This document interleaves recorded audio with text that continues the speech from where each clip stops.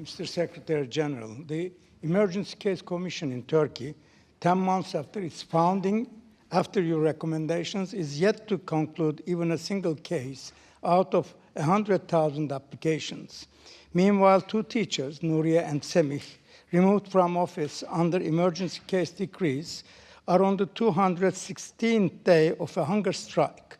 What would you advise to the Turkish government in order to save their lives and implement immediate justice for the hundreds of thousands of arbitrarily sacked public servants? Thank you. With regard to the last question regarding the commission that has been set up to deal with the cases from all the dismissed people after the attempted coup, there are more than 100,000.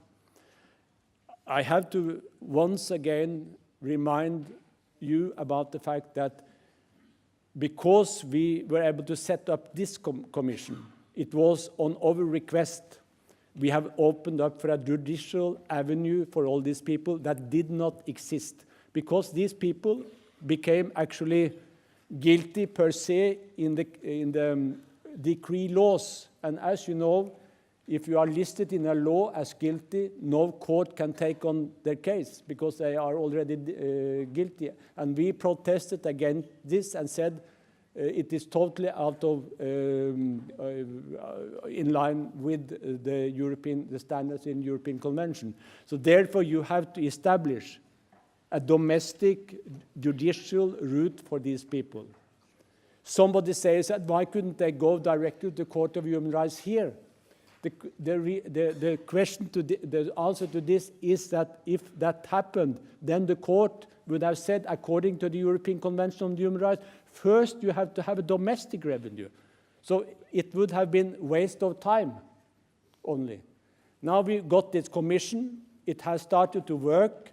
It has, I have got the information that 400 people are working for the commission, including a number of lawyers, experts, and so on.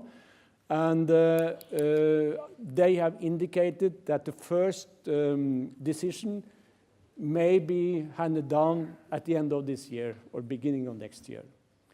If you look at judicial processes in many of our member states, they take a very long time.